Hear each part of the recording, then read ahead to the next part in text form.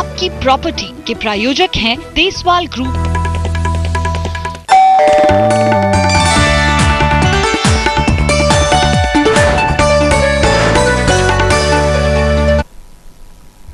Real estate में जबरदस्त मंदी का माहौल है। इसके बावजूद यहाँ पर जमीन के बड़े बड़े सौदे हो रहे हैं। जमीन यानी कि प्रॉपर्टी कुछ कंपनियों के लिए मुश्किल वक्त से उभरने का मौका लेकर आई है, तो वहीं कुछ कंपनियों के लिए रियल एस्टेट कारोबार बढ़ाने का मौका इस प्रॉपर्टी के जरिए आया है। सहारा ग्रुप और M3M के बीच द्वारका एक्सप्रेस वे पर हाल ही में जमीन का सबसे बड़ा सौदा हुआ है। इस सौदे से क्या होगा प्रॉपर्टी मार्केट को और क्या इससे ग्राहकों को फायदा होगा, देखते हैं और जानते हैं इस खास रिपोर्ट के जरिए।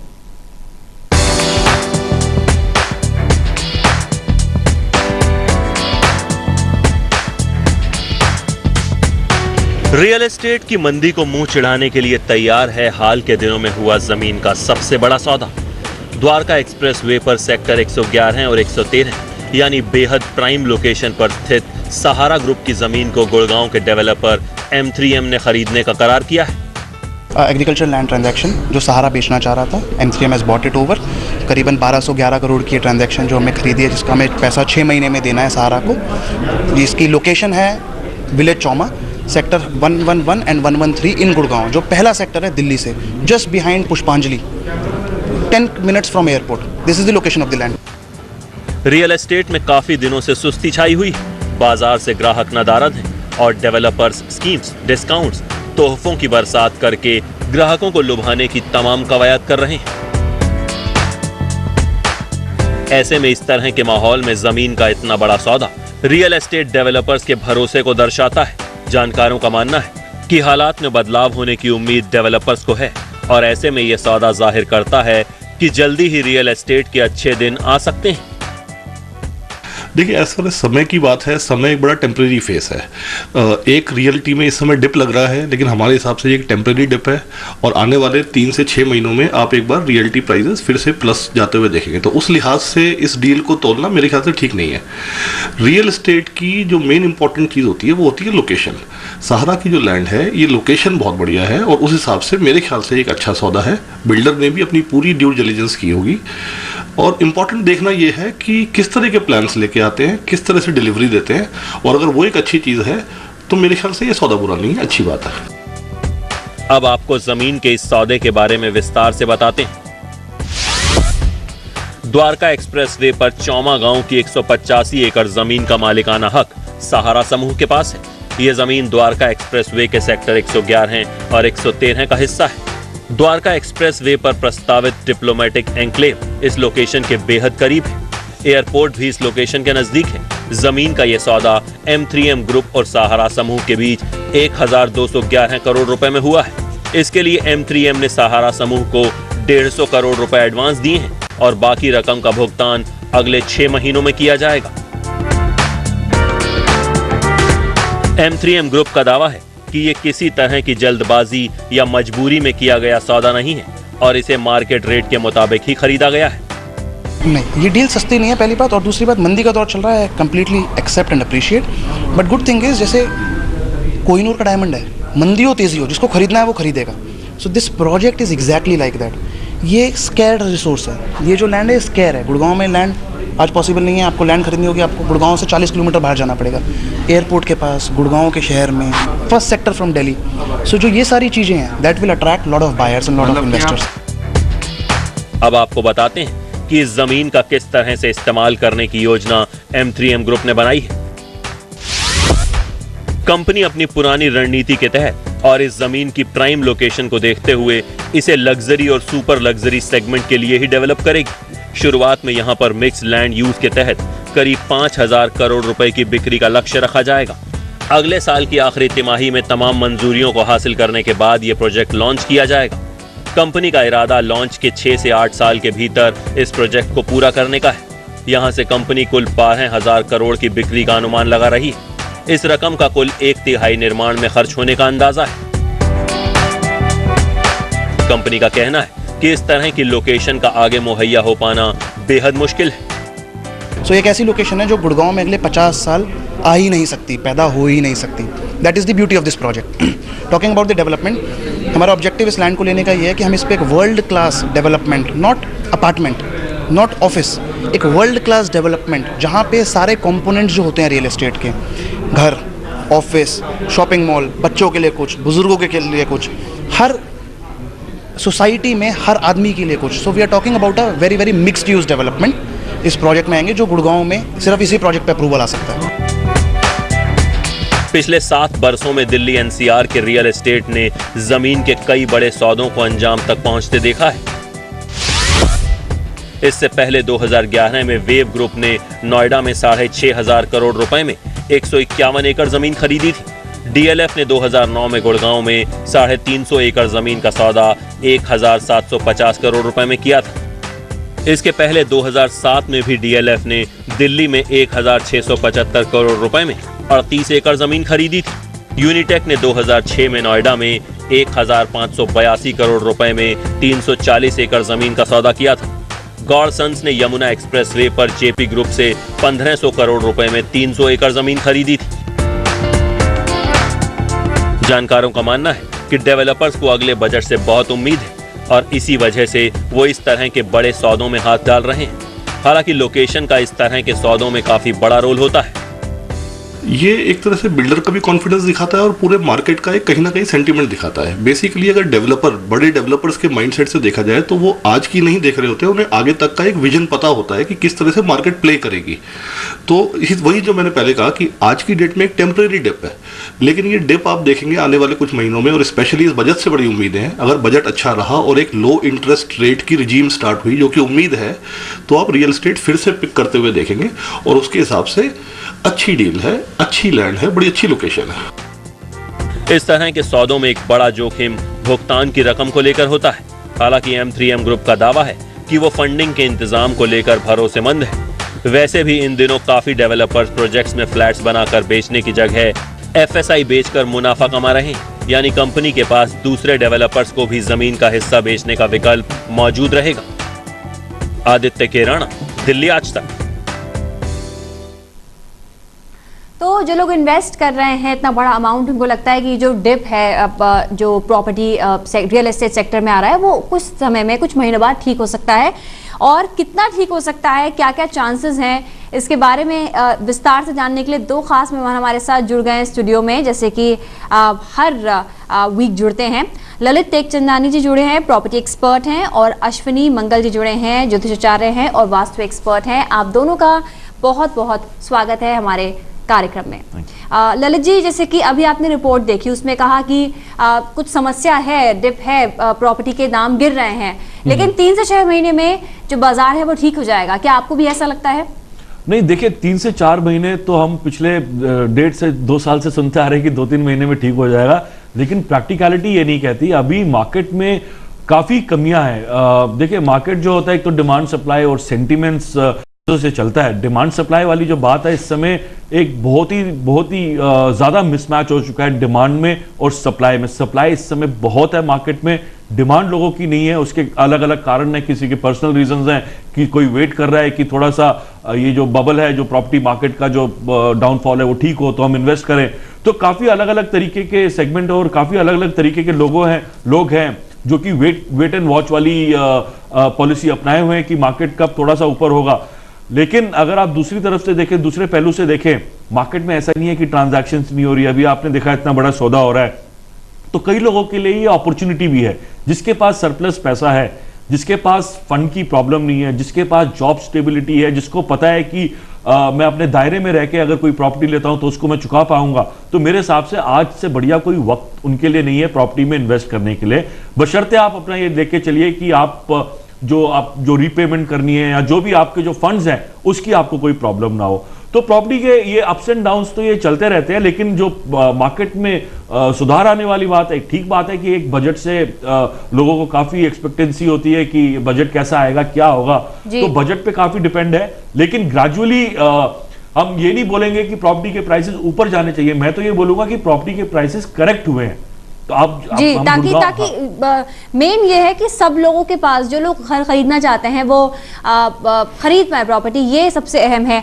तो वक्त यहाँ पर एक ब्रेक का हो गया, लेकिन ब्रेक पर जाने से पहले बताना चाहेंगे अपने दर्शकों को कि आप वो कॉल कर सकते हैं हमको। लगातार नंबर जो है टीवी स्क्रीन पे फ्लैश हो रहा है और हमारे दो जो एक्सपर्ट बैठे हुए हैं, इनसे कोई भी सवाल आप पूछ सकते हैं प्रॉपर्टी से जुड़ा हुआ, कोई भी अगर आपको डाउट है वो क्लियर कर सकते हैं। फिलहाल वक्त एक ब्रेक का हो गया, आप जुड़े रहिए हमारे कार्यक्रम के साथ।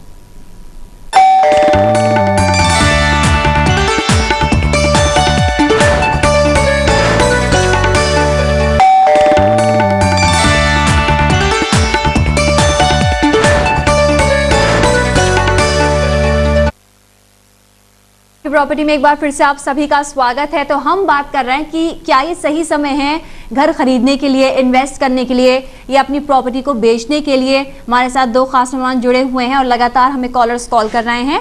तो अमित हमारे साथ जुड़ गए हैं, नोएडा से, उनसे बात करेंगे। अमित, अपना सवाल पूछिए। Very good afternoon to all the ma'am, I want to ask, since ना नोएडा में इतनी प्रॉब्लम हुई है लास्ट एक्सप्रेसवे में, ग्रेटर नोएडा एक्सप्रेसवे में, तो I want to spend, it would be safe in investing in Noida right now. तो जो भी हमारे स्पेशलिस्ट जजेस हैं, मैं उनसे ये पूछना चाहूँगा।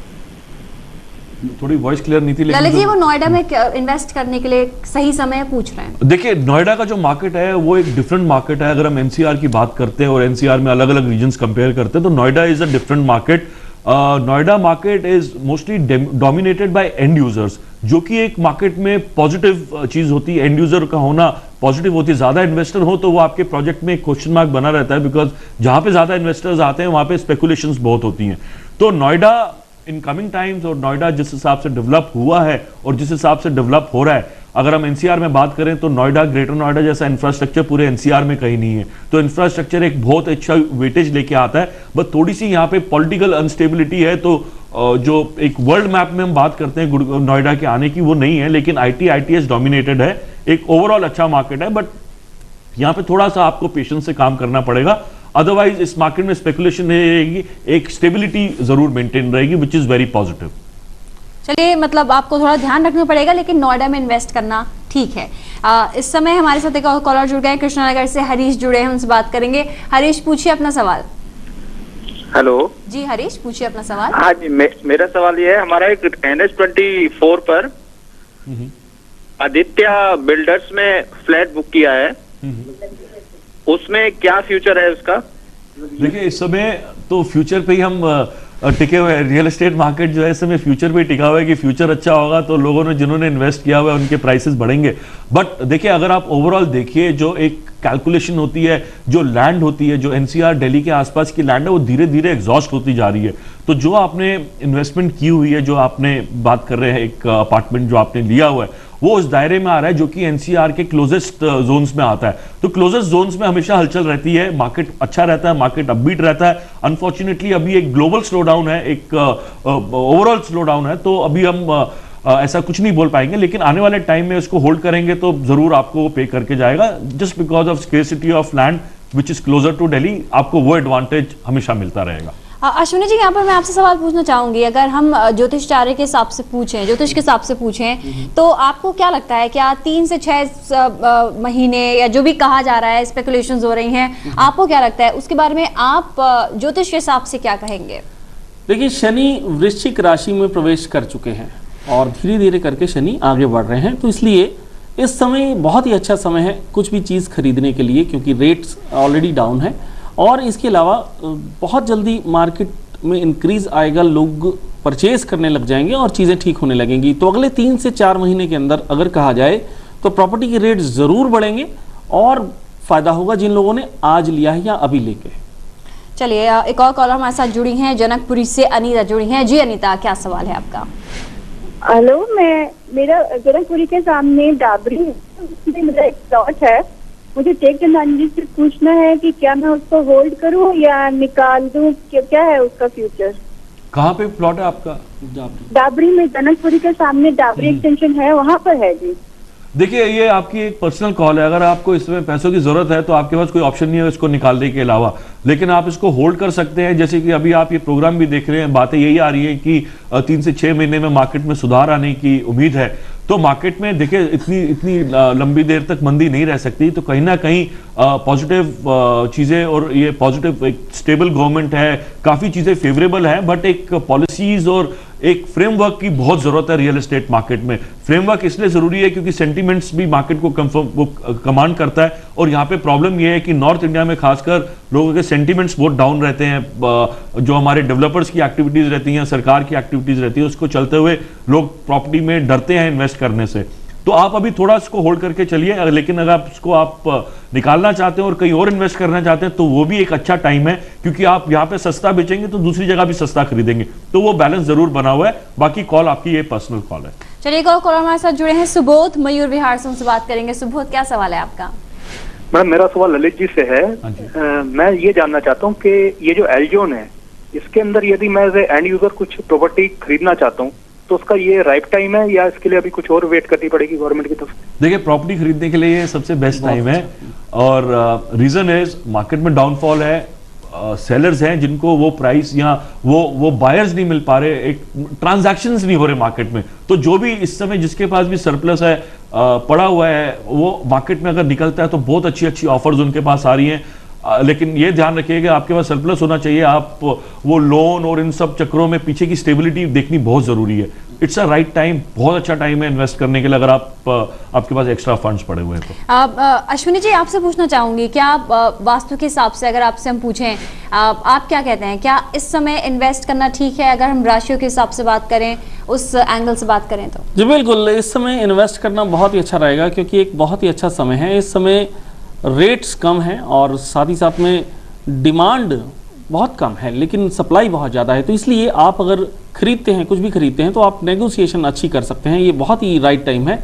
इसके अलावा सूर्य का प्रभाव बहुत अच्छा है, सूर्य और शनि दोनों एंटी प्लैनेट हैं, तो इसलिए सूर्य के प्रभाव के अच्छे होने की वजह से, और साथ ही साथ में आप जब भी कोई भी प्रॉपर्टी लें उसको वास्तु चेक जरूर करें, क्योंकि आज की डेट में आप अपनी मर्जी के हिसाब से खरीद सकते हैं, क्योंकि कम रेट्स के ऊपर आप अच्छे ये जो वास्तु की आप बात कर रहे हैं, इस पर हम विस्तार से बात करेंगे अश्विनी जी कि अगर आप कोई घर खरीद रहे हैं तो वास्तु कैसे चेक करें। फिलहाल वक्त एक ब्रेक का हो गया, हम जल्द हाजिर हो रहे हैं, बने रहिए हमारे साथ।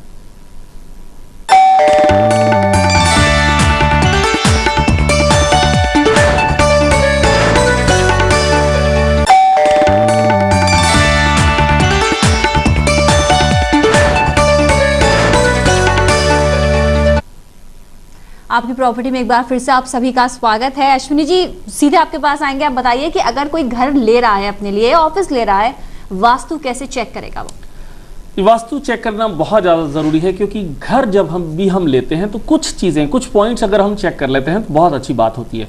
सबसे पहले तो हमें ये देखना है कि प्लॉट जो है वो रेक्टेंगल है कि नहीं है, या स्क्वायर है कि नहीं है। तो प्लॉट अगर सही है तो उसके ऊपर अगर कुछ लैंड बनी है, कुछ चीज़ें बनी हैं, तो बहुत अच्छी बात है। फ्लैट अगर हम देखते हैं तो अगर उसका मुख्य द्वार नॉर्थ की तरफ है या फिर ईस्ट की तरफ है तो हमारे लिए बहुत अच्छा है। उसकी खिड़की या दरवाजे, मैक्सिमम खिड़की और दरवाजे अगर नॉर्थ और ईस्ट की तरफ खुल रहे हैं तो बहुत अच्छी बात है। अंदर चलते हैं फ्लैट के अंदर, तो उसमें देखना जरूरी है कि साउथ ईस्ट में किचन होनी जरूरी है। साउथ ईस्ट में यदि किचन नहीं है तो रेमेडी अलग चीज़ है, उसमें लाल बल्ब जला सकते हैं, लेकिन ये देखना जरूरी है। वास्तु के हिसाब से जो आपका मेन बेडरूम है वो साउथ वेस्ट दिशा में होना चाहिए, मंदिर आपका नॉर्थ ईस्ट में होना चाहिए, किचन के अंदर टेंपल मंदिर नहीं होना चाहिए, बेडरूम में भी मंदिर नहीं होना चाहिए। इन तमाम चीज़ों को देखना जरूरी है। टॉयलेट का बड़ा इंपॉर्टेंट होता है कि टॉयलेट अगर मुख्य द्वार पर है तो वास्तु दोष होता है, नेगेटिविटी घर में आती है। तो टॉयलेट आपका कभी भी मुख्य द्वार पर नहीं होना चाहिए। वेस्ट डायरेक्शन आपके लिए टॉयलेट के लिए बहुत ही अच्छी होती है, या फिर साउथ डायरेक्शन में भी टॉयलेट अगर है, वॉशरूम अगर है, तो आप उसको बना सकते हैं, देख सकते हैं। तो इन सब चीज़ों का ध्यान रखना जरूरी है।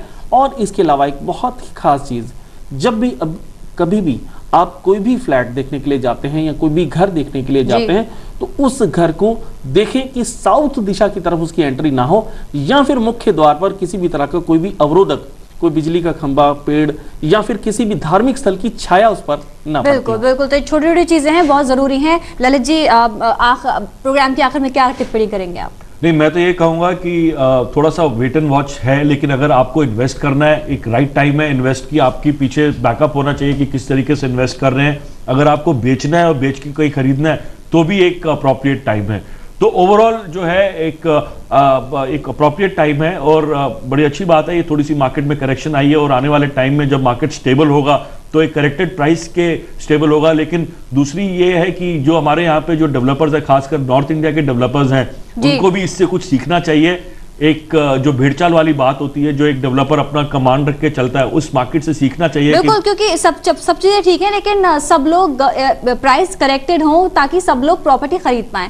आप दोनों का बहुत बहुत शुक्रिया, ललित टेकचंदानी जी और अश्विनी मंगल जी, आप यहाँ पर आए और तमाम चीजें हमारे साथ शेयर करी हैं ताकि लोगों के मन में जो डाउट्स हैं वो क्लियर हो पाए प्रॉपर्टी को लेकर, चाहे उन्हें खरीदनी हो चाहे बेचनी हो। हमारे इस खास पेशकश में अभी के लिए बस इतना ही। दिल्ली और एनसीआर की तमाम खबरों के लिए आप जुड़े रहिए दिल्ली आज तक के साथ।